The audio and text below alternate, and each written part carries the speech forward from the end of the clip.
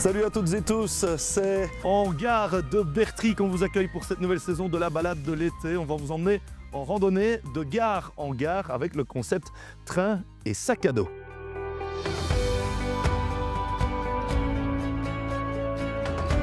Cette première balade nous mènera de Bertry à Libramont. Entre les Baudets et les Tchais, nous découvrirons notamment les étangs de Luchy, mais aussi le village de Neuvillers, ainsi que le musée des Celtes de Libramont.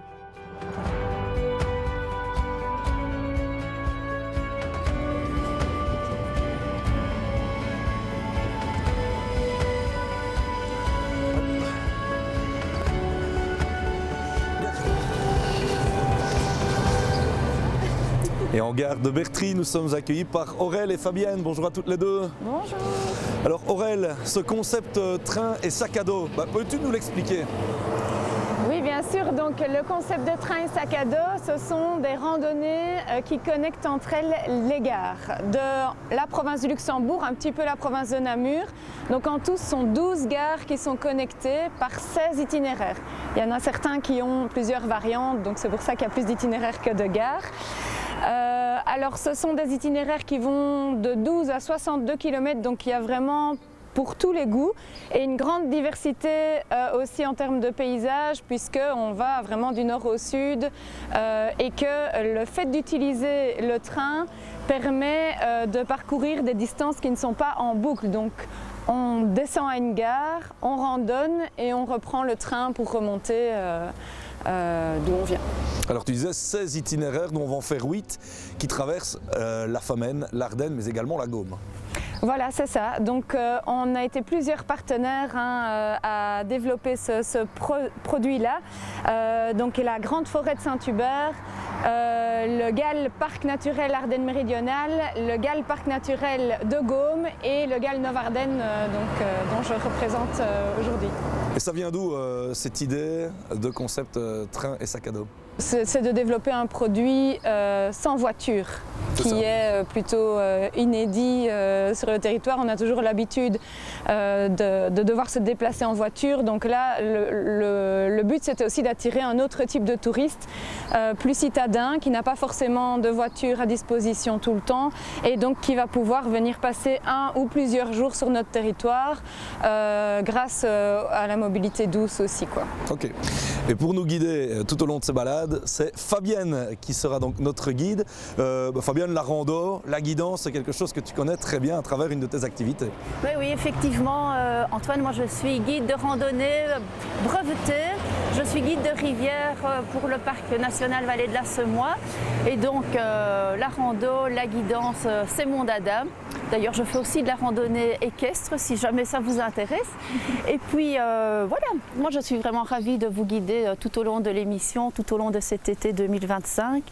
Et voilà, donc Cap Rando, c'est mon activité complémentaire où je propose des randonnées à la journée, des randos nature, des séjours, des bivouacs, des échappées belles en canoë canadien, des randos pack-craft aussi. Donc il y en a pour tous les goûts.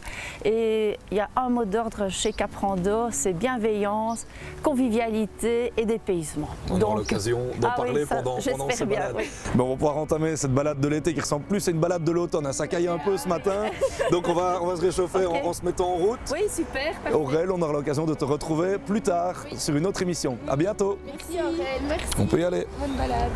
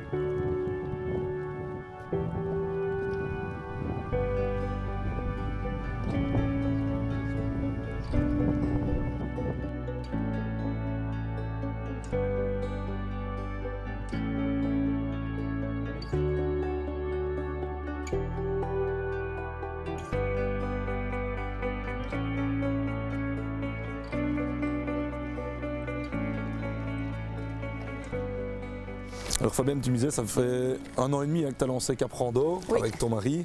Là, on est en milieu forestier, c'est un milieu qui vous tient à cœur au niveau des balades que vous proposez. Oui, nous, c'est vraiment ce que l'on recherche, c'est une immersion en forêt, quasiment permanente. Alors certes, on aime bien traverser des petits villages parce que c'est très important, ça fait partie aussi de notre patrimoine. Et puis il y a plein de choses à dire sur des villages, mais alors on les choisit bien pour qu'il y ait justement matière à explication, etc. Et le milieu forestier, après, c'est tellement riche, c'est le chant des oiseaux, c'est le gibier parfois que l'on peut voir, et les gens adorent ça, ils ont besoin de reconnexion avec la nature, et voilà, donc nous... Puis les rivières aussi, hein. Ça, dès qu'on peut toucher une rivière, un ruisseau, les gens sont heureux, c'est formidable en fait le milieu forestier. On ne se rend pas compte de toute la connexion qu'il y a comme ça entre les arbres. Je ne sais pas si tu as déjà entendu parler de cette étude qui avait mis en lumière finalement la connectivité entre tous les individus forestiers. Donc entre les arbres, les grands, les plus âgés, il y a vraiment toute une métaphysique qui se met en route. Et c'est ça un peu qu'on recherche finalement, c'est la connexion avec l'être humain, avec le vivant, et voilà quoi. Bel endroit pour se ressourcer. C'est exactement ça.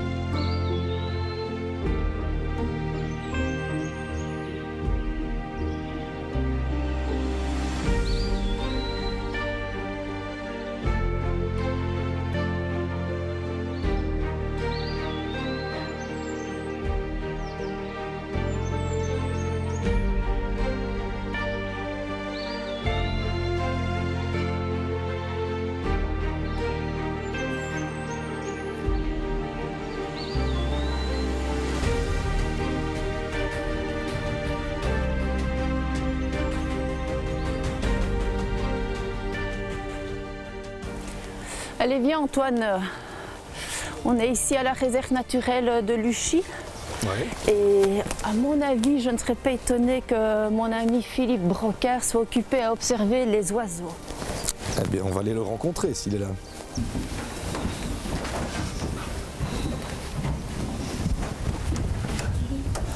Bonjour Philippe. Bonjour Fabienne, bonjour Antoine. Je t'interromps en pleine observation là. Qu'est-ce que tu remarques pour l'instant? Bien là, j'ai un grand cormoran qui est en train de se reposer, et en même temps il ouvre régulièrement les ailes de façon à se sécher. Donc après avoir fait sa quête au niveau nourriture, bon ben voilà, il aime se reposer et prendre le vent pour sécher ses plumes. C'est un bon spot ici pour observer les oiseaux de différentes sortes. Voilà, c'est un bon spot. Mais à cette période, donc, on aura les oiseaux de chez nous, les oiseaux et les canards de chez nous, le canard colvert.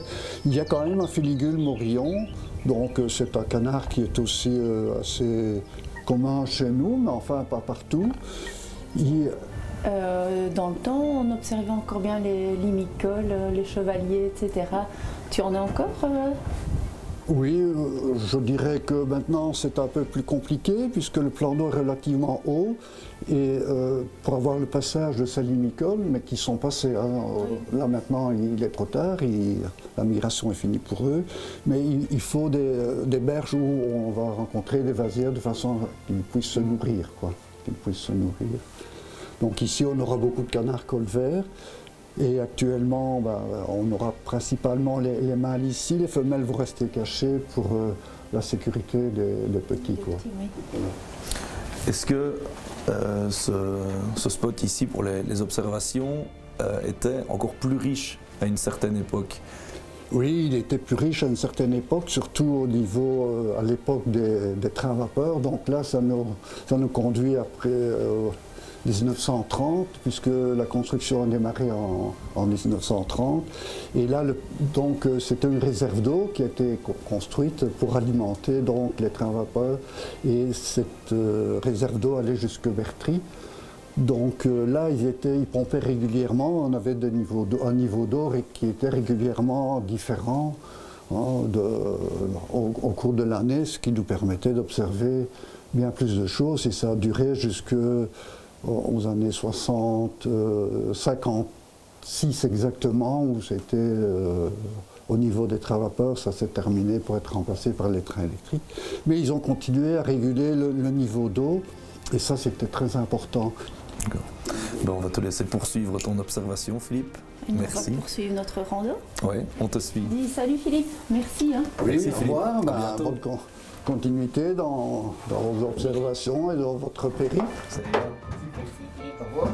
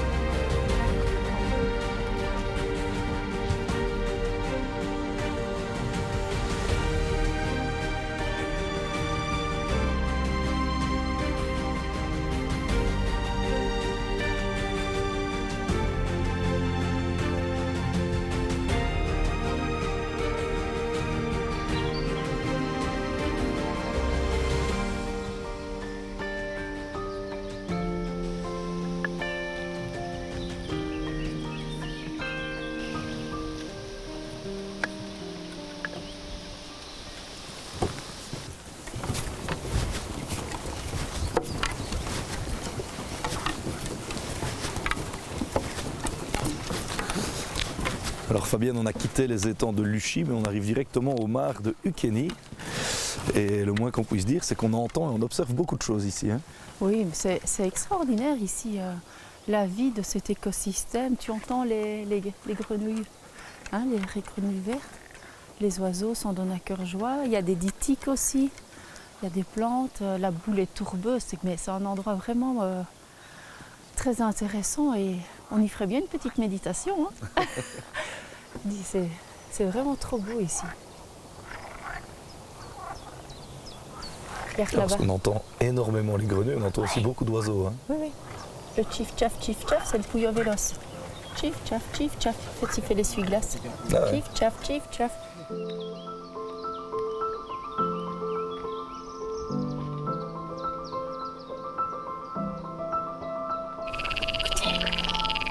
C'est magnifique.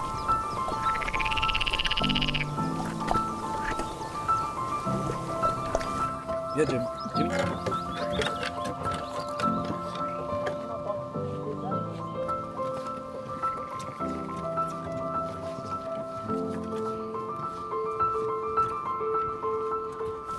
Eh bien, tu vois, Antoine, moi, ce sont vraiment des milieux comme ça que j'apprécie. C'est sauvage tout en étant accessible. Il y fait d'un calme olympien. On a ce biotope qui est tout à fait particulier. Tu vois que le sol est tourbeux, il y a des bouleaux, donc à mon avis, c'est une boulée tourbeuse. On a des saules à oreillettes. C'est juste incroyable de voir ça. Je ne m'y attendais, mais pas du tout, quoi. En fait, je te remercie C'est moi qui te guide et tu m'as fait découvrir un petit endroit, c'est super, quoi. C'est vrai qu'il y a un côté très apaisant. Oui, c'est vraiment... J'aurais presque envie de rester ici.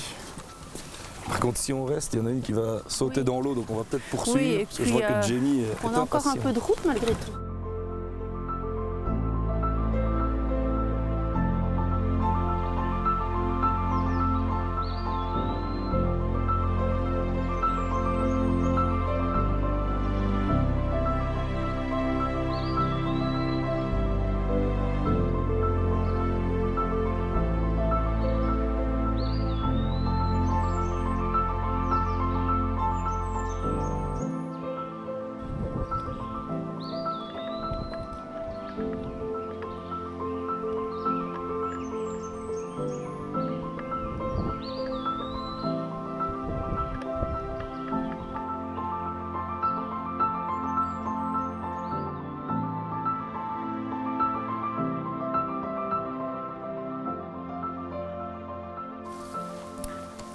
Il y a le monument ici On va s'y arrêter 30 secondes si tu veux bien.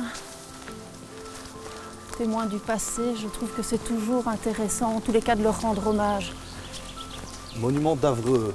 Oui. Est-ce que tu peux nous en dire? C'est un jeune, en fait, un jeune de la région qui était issu d'une famille très patriotique. Son père était déjà engagé à la Première Guerre mondiale et lui, il s'est naturellement engagé dans la résistance durant la Seconde Guerre mondiale. Il s'est fait prisonnier, puis il a été relâché, il a rejoint l'Angleterre, et puis quand il est revenu au pays, en fait, on l'a chargé de missions très très spéciales, je ne sais pas lesquelles, mais voilà, à un moment donné, il a dû fuir et il se serait fait fusiller ici par les Allemands.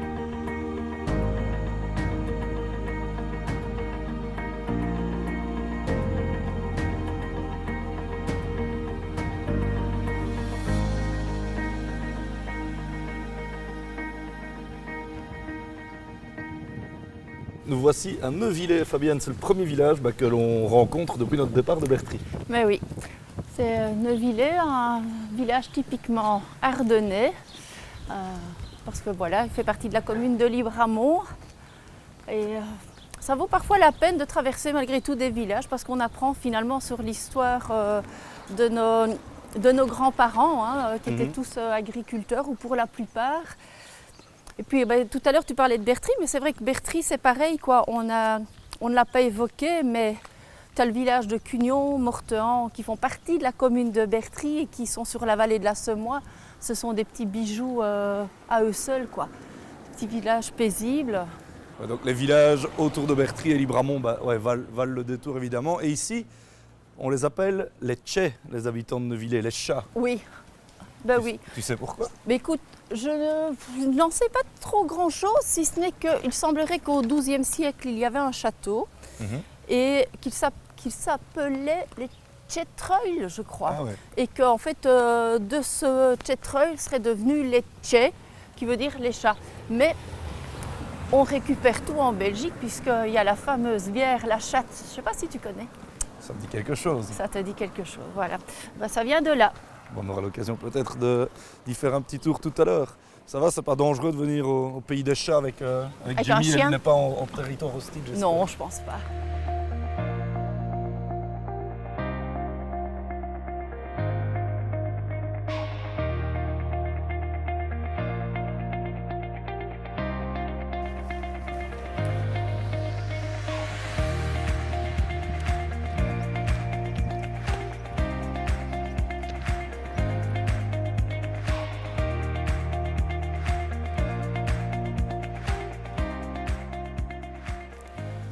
Nous y voilà, Fabienne, Libramont, ville bien connue évidemment pour sa foire agricole. Hein. Ça, c'est sûr. On a le champ de foire qui est pas loin d'ailleurs, mais ici on traverse le parc paysager. Oui, ce fameux parc paysager, donc, est un espace qui fait plus de 25 hectares et où on retrouve toutes sortes, un potentiel, on va dire, pour le citoyen ou pour le touriste. Hein. Donc tu vois là, il y a des espaces, il y a un espace de détente en bordure du lac. Il y a une piste de cross pour les cavaliers, on peut y faire aussi de l'attelage. Il y a des parcours de VTT. Il y a des expos photos en pleine nature, je ne sais pas si tu as vu, on pourra passer. Et d'ailleurs, ces expos photos qui sont mises en place par la Grande Forêt de Saint-Hubert, donc un des partenaires à l'origine de ce train et sac à dos, ils en ont implanté sur les 8 communes de leur territoire et ça permet de faire des grandes boucles à vélo. Donc on peut découvrir les expositions qui sont mises en pleine nature par l'intermédiaire d'une randonnée à vélo, à VTT. D'accord. Ça c'est intéressant. Et à Libramont, on peut aussi découvrir pas mal de balades thématiques, hein, c'est ça? Oui.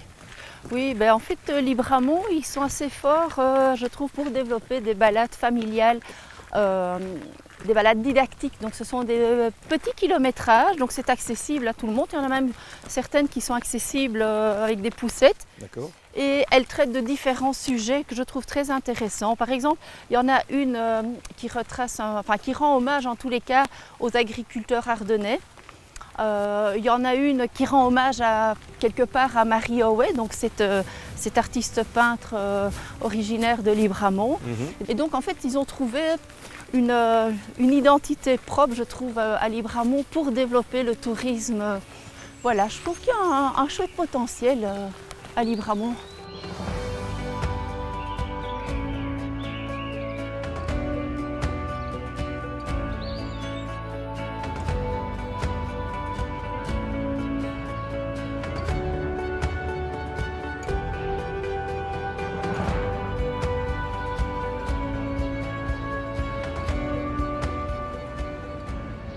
Allez, retour à la civilisation. Bah oui, on va en parler de civilisation, parce que Libramont, c'est aussi un riche passé relatif à nos ancêtres les Celtes, hein, c'est ça? Mais oui, d'ailleurs le musée est ici juste à côté, on pourrait y faire un saut si tu veux. Eh ben, je te suis.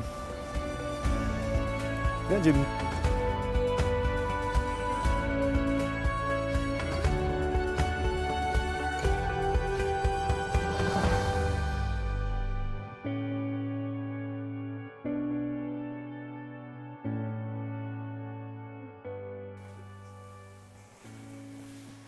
Bonjour Lise. Bonjour. Merci de nous accueillir au musée des Celtes de Libramont. De rien. Libramont, cité celte. Cité celte. Donc il faut savoir que Libramont a un passé celte très important, des Celtes qui remontent il y a 2500 ans. Et ce musée, c'est de ça que ça parle, de ce passé qu'on retrouve à Libramont, mais pas que dans l'Ardenne belge globale, des objets qui ont été découverts dans des cimetières, des nécropoles. Et tous ces objets en vitrine ont, comme je viens de vous le dire, 2500 ans. Justement, qu'est-ce qu'on peut retrouver comme objet étonnant? Alors, étonnant, vous avez juste derrière vous une épée, qui est la seule épée ardennaise connue aujourd'hui, qui provient du site de Warmy-Fontaine.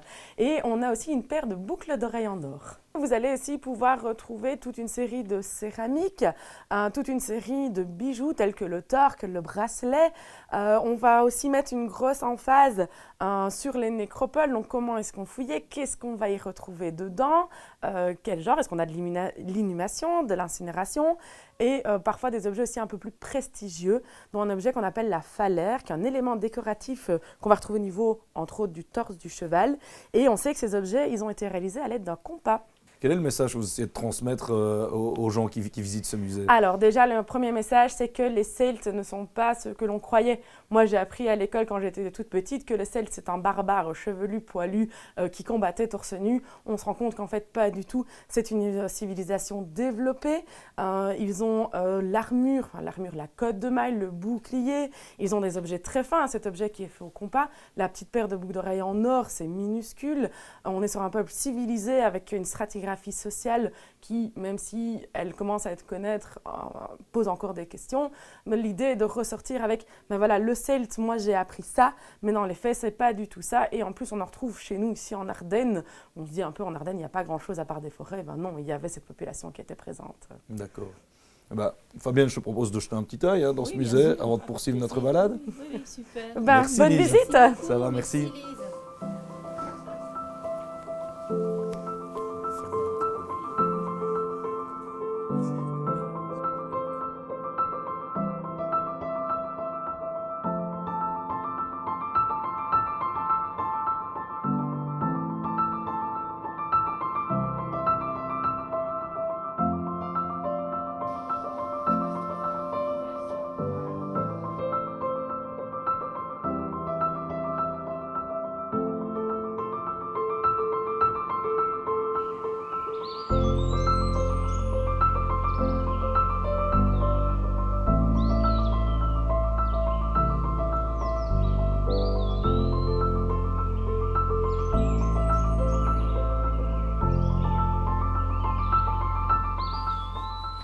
Fabienne, la balade se termine normalement en gare de Libramont, mais tu avais une autre idée derrière la tête. Mais oui, tout à l'heure, là, je t'ai parlé de la fameuse chatte, la brasserie d'Etche, ici à Libramont. On y serait bien se prendre une petite bière, non? Intéressant. Ah, chouette. Bonjour. Bonjour Jean-François. Bonjour, bonjour, vous avez bien marché? Oh, ça a été? Et vous venez de où comme ça? De Bertry. De Bertry. Ah, et qu'est-ce qu'il y a de beau à voir à Bertry? La cité des Baudets. Ben voilà. De Bertry, de Baudets, on découvre l'Etche. Ben voilà. C'est quoi l'histoire de cette brasserie d'Etche? Ah, c'est une longue histoire. C'est une histoire d'amis au départ. Une histoire d'amis qui a commencé dans le village de Neuvillers.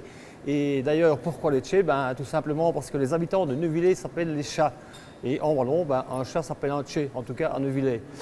Et alors, on s'est retrouvé une bande de copains une fois dans ma cave, à la maison. On a discuté de bière et puis finalement on s'est dit ben, pourquoi pas en faire. Et on a fait notre breuvage, notre premier breuvage dans ma cave. Il y a des autres amis qui se sont joints à nous, à François et moi. On s'est retrouvé finalement une bande de 5 copains où on a brassé à Neuvillers, dans le café de Neuvillers, l'ancien café de Neuvillers qui était tenu par Arsène, que l'on voit en photo là-bas. Ouais. On verra tout à l'heure. Arsène donc qui avait 90 ans à l'époque pratiquement et qui nous a gentiment cédé son espace. Et là on a pu brasser dans des plus grands volumes entre guillemets et ça nous permettait de faire de la bière pour les événements du village de Neuvillers, pour les associations du village de Neuvillers. Et puis alors dans la coopérative, une personne de la foire de Libramont s'est joint à nous, il nous a proposé de participer à la première foire de Libramont en 2015. Ouais, maintenant la chatte est une bière vraiment établie et vous proposez quoi comme gamme? Alors voilà, maintenant, au départ, on avait une seule bière, on avait la blonde, hein, qui est la plus connue maintenant. Ensuite, ben, on a eu de la demande pour une bière blanche, une bière d'été. Donc on a fait une bière blanche à base de froment, assez aromatique, on houblonne, on fait un houblonnage accru. Donc on met des fleurs de houblon dans les cuves de garde qui donnent, je vais dire, beaucoup d'arômes à la bière et beaucoup de fraîcheur, beaucoup des arômes d'agrumes, donc hein, pour une blanche. Ensuite, ben, on s'est dit on va faire une brune. Et on a fait une brune qui s'appelle Angèle en mémoire donc, de l'épouse d'Arsène qui était décédée quelques mois auparavant, je vais dire. Hein. Donc on a sorti après une triple qui prend beaucoup d'espace maintenant parce que c'est une bière qui tourne beaucoup.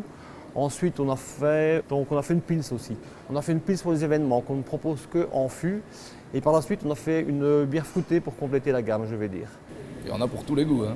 Voilà, donc je vous propose de déguster aujourd'hui donc la bière blanche que l'on a justement au fût. Et comme on a une journée estivale, ben, c'est une bonne idée, je veux dire, pour déguster cette bière qui va bien vous rafraîchir après votre périple. On va pas dire non, Voilà, hein, Fabienne. donc, voilà, les voilà qui arrivent. Hein. Merci Manu. Merci bien. Merci. Eh bien Jean-François et à tous les membres de la brasserie d'Etche, merci pour votre accueil. Fabienne, merci de nous avoir menés à bon port. Merci Et également. c'est avec pour donc votre visite. une chatte de la brasserie d'Etche que l'on se quitte. Merci d'avoir suivi cette balade avec nous. On se retrouve la semaine prochaine pour un autre itinéraire, toujours en ta compagnie Fabienne. Merci, santé. Santé. Santé.